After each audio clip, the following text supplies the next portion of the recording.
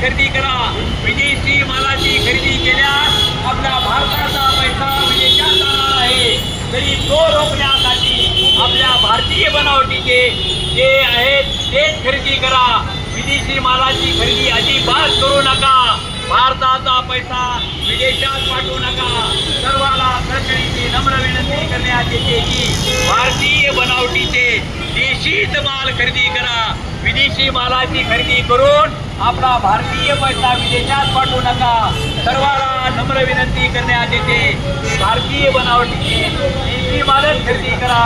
जेणेकरून भारताचा पैसा भारतातच राहील. विदेशी मालाची खरेदी केल्यास हा पैसा आपला परदेशात जाणार आहे. तरी परदेशात जाण्याचा रोखण्यासाठी विदेशी मालाची अजिबात करू नका.